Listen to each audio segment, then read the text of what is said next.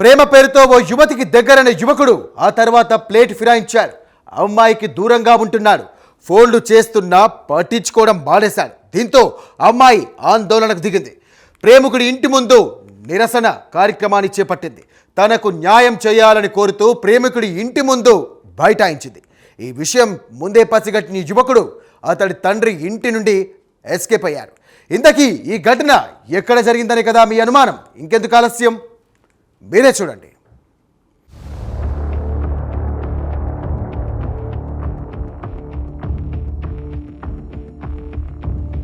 పశ్చిమ గోదావరి జిల్లా ఉండి మండల పరిధిలో కరణం భానుప్రకాష్, గంధం దుర్గాభవాని కొంతకాలంగా ప్రేమించుకుంటున్నారు. ఇదిలా ఉంటే దుర్గ తల్లిదండ్రులు పెళ్లి సంబంధాలు చూడడంతో భానుప్రకాష్ కోపం వచ్చింది. దుర్గ కోసం వచ్చిన సంబంధాలన్నీ భానుప్రకాష్ చెడగొట్టడం మొదలుపెట్టారు. ఇది గమనించిన యువతి తండ్రి 7 నెలల క్రితం కరణం భానుప్రకాష్ తల్లిదండ్రులు కరణం నానాజీ గ్రామ పెద్దల సమక్షంలో రాజీ పడ్డారు. భానుప్రకాష్, దుర్గాభవాని దండలు మార్చుకున్నారు.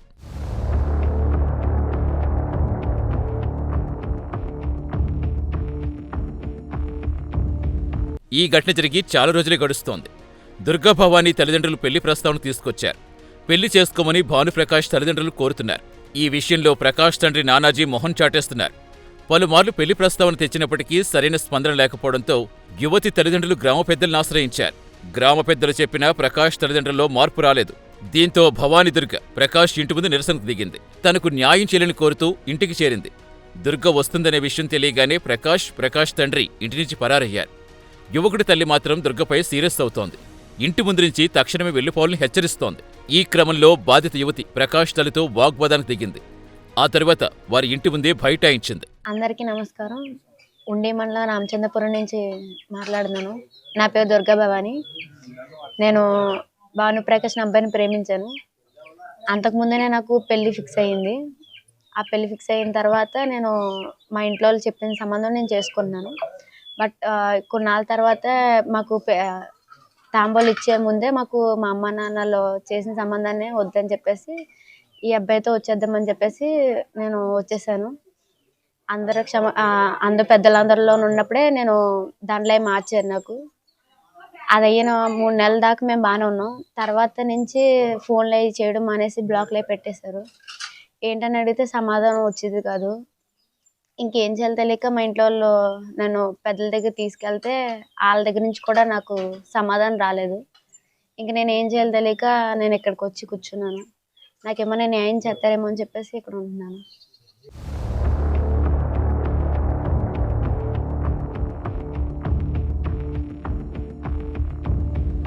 బాధితురాలి తల్లి కూడా తన ఆవేదన వ్యక్తం చేసింది. తన కుమార్తెకు న్యాయం చేయాలని కోరుతోంది. కూతురికి నేను ఆల్రెడీ సేబ్రోల్ సంబంధం చూశానండి. కట్నం డబ్బులు అవన్నీ ఇచ్చేసారండి. ఇచ్చేసాక ఈ పిల్లోడు మాత్రం వచ్చి నేను చేసుకుంటాను, ఆఫ్ చేసేసుకోమన్నాడంటే పెళ్ళి అయితే నాకు వద్దు, సంబంధం నాకు వద్దని చెప్పిందండి. నేను తీరా కట్నం డబ్బులు ఇచ్చేసాను. ఎలాగా అని అడిగానండి. అడిగితే నేను చేసుకుంటానని ఆ పిల్లోడు అయితే వచ్చాడండి. పెద్ద మనుషులు అయితే ఏదో చేశారండి. చేశాక ఇప్పుడు దాకా ఉండి మా పెద్ద పిల్లోడు పెళ్ళి అయ్యేదాకా ఉండి అని అన్నారండి. ఇప్పుడు పెద్ద పిల్లోడు అయితే దుబాయ్ పంపించేశారండి. కానీ ఇప్పుడు ఏంటనేది నా కూతురికి న్యాయం జరపండి.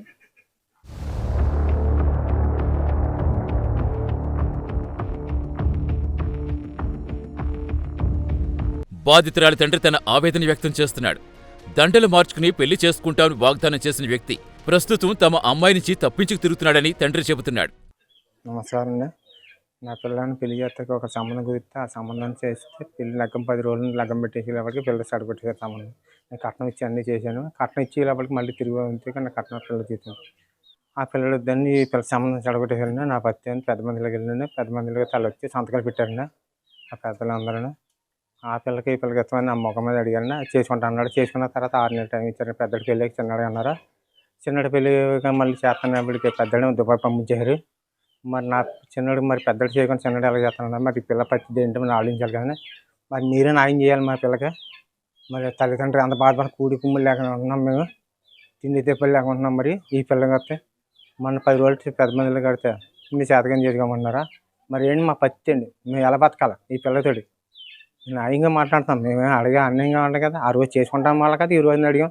ఆ సంబంధాన్ని చెడగొట్టి క్యాన్సిల్ చేసుకున్నాం కదా. మరి వాళ్ళు కాళ్ళు పెట్టుకున్నాం కానీ వాళ్ళు డబ్బులు ఇవ్వలేదు, మరి తిరిగి రాలేదు. మరి ఎంత కట్నం పెట్టి మీకు తెలుసు కానీ ఈ పిల్ల ఆడపిల్లలు ఎంత ఖర్చు ఉంది మీకు తెలుసు కదండి.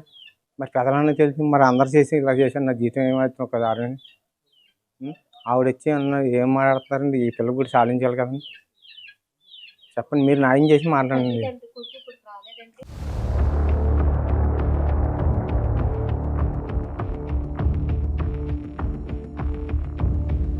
ఈ వ్యవహారంలో ముందు నుంచి పరిశీలిస్తున్న బాధితురాలి బంధువు మాత్రం విషయం చాలా స్పష్టంగా వివరించింది. దుర్గా భవానికి న్యాయం చేయాలని కోరుతోంది. అమ్మాయి తల్లిదండ్రులు ఎంతో ఇబ్బంది పడుతున్నారని ఆమె తెలిపింది. ఈ విషయంలో తమకు న్యాయం చేయాలని ఆమె కోరుతోంది. నమస్కారం అండి మీ అందరికీనే. మా అమ్మాయి అయితే మా బావగారు అమ్మాయి అండి. ఈ అమ్మాయికి అయితే వేరే సంబంధం చూసామండి. మేము సంబంధం చూసి ఇంకా 10 రోజులు ఉందనగా పెళ్ళి, ఈ అమ్మాయి వేరే అతను ప్రేమించానని ఇద్దరు వచ్చారండి మా ఇంటికి. వచ్చి ఆ అమ్మాయినే పెళ్లి చేసుకుంటాను నేను, లేదా నేను చచ్చిపోతానని అతను ఆ రోజు చెప్పాడండి. ఈ రోజేమో మొన్న వచ్చి అంతే మేము ఆ పెళ్లి ఆపేసి, మేము డబ్బులు కూడా కట్టామండి, 2 లక్షల రూపాయలు ఇచ్చారు వాళ్ళకే. ఎత్తే ఆ పెళ్ళి ఏమో ఆపేసామండి. ఆపేశాక ఆ డబ్బులు కూడా మాకు రాలేదు. సర్లే పిల్ల ఇష్టపడుతుంది కదా అని మేము పెద్దల్లో పెట్టామండి. పెడితే వాళ్ళు వచ్చారండి. వచ్చి పెద్దల్లో దండలు మార్పిచ్చారు, సంతకాలే పెట్టించారు. పెట్టించాక 6 నెలలు టైం అడిగారండి. మా పెద్ద అబ్బాయికి పెళ్లి చేసుకోవాలి, 6 నెలలు అయిపోయాక మేము చెప్పండి అబ్బాయికి మేము పెళ్లి చేస్తామన్నారు. సరే కదని మేము అందరూ ఒప్పుకున్నామండి. ఒప్పుకున్నాక 6 నెలలు అయిపోయి ఇప్పుడు 8వ నెల వచ్చిందండి. 8వ నెల వచ్చాక ఏంటని మేము అడిగామండి. అడిగితే వాళ్ళు ఏమో మాకు సమాధానం చెప్పలేదు. మీ పెద్ద మనుషుల కాడికి వెళ్ళి వాళ్ళ కూడా పిలిపించామండి. పెద్ద మనుషుల కాడికే పిలిపిస్తే వాళ్ళు ఏమన్నారు, మీరు చేతనైంది మీరు చేసుకోండి, మాకు సంబంధం లేదన్నారండి. సంబంధం లేదంటే ఏం చేయాలో తెలియక ఇప్పుడు పిల్ల కోసం మేము ఇప్పుడు ఈ మీటింగ్కి వచ్చామండి, మాట్లాడుతున్నామండి. మరి మీరే మాకు న్యాయం చేయాలండి. మరి పిల్లకైతే మరి పిల్ల పరిస్థితి అయితే ఇలా ఉంది. మేము ఎన్నాళ్ళు ఇంట్లో పెట్టుకోమని ఆ తల్లిదండ్రులు బాధపడుతున్నారండి. ఈ పిల్లోడు సొత్తి ఇటు ఏ మాట చెప్పుతాడు, అప్పుడేమో ఇష్టం అన్నాడు, ఇప్పుడేమో నాకు ఇష్టం లేదు, అదేదో భయపెడితే నేను పెళ్లి చేసుకుంటాను అన్నాను అంతే అని మాట్లాడుతున్నాడండి. ఇప్పుడు ఏం చేయాలో మాకు తెలియట్లేదండి. మీరు ఏం చేయాలనుకుంటున్నారు, మీరు నిర్ణయించమని అడుగుతున్నాను. మా పిల్లకి న్యాయం చేయాలని మేము కోరుకుంటున్నామండి అందరం కలిపి.